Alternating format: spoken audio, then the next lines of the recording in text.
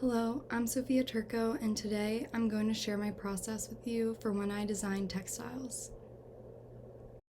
Sometimes an assignment prompt will drive a concept idea, but most times I find my inspiration usually originates outside of the studio and is about something completely unrelated to textiles.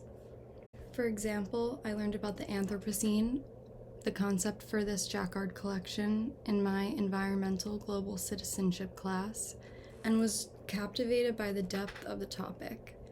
I specifically remember my teacher showing us pivot irrigation systems in class on Google Maps, and the visuals were so intriguing that I just had to tell everyone about them.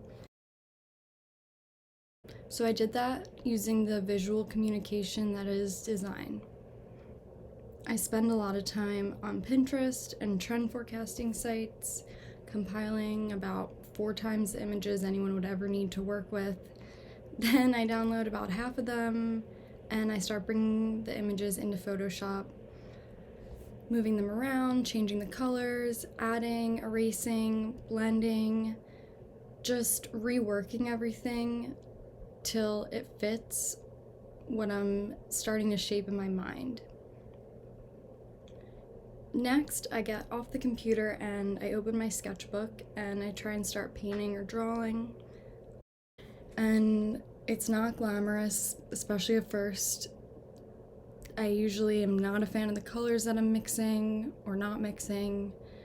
The shapes are wonky and it's hard to get through, but I just keep trying to work until the idea is fully finished or the page has paint on most of it, even if I really don't like it. When I can take a step back and think about what I don't like about it and how I could change what I'm doing to fix that, I try again, maybe use different materials. For this design, I ended up changing from watercolor and pencil to collage using hand-painted paper on the back of a brown paper bag that I bought the art supplies that I'm using in.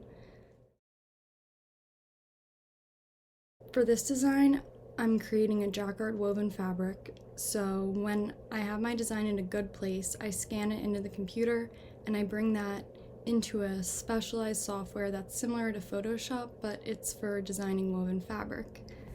I build out the running chain and clean up the design more. I enter the information to get it to weave according to our loom specifications, and then I can go to campus, pick some yarns, and run some fabric trials. Here's a few pictures of my initial trials of this irrigation design. Initially, I wanted to try and have a patchwork field reference with a lot of checkerboard or basket weaves, but I ended up changing it a lot, and this was my final version of it. Thank you so much for taking the time to check out how I design my textiles.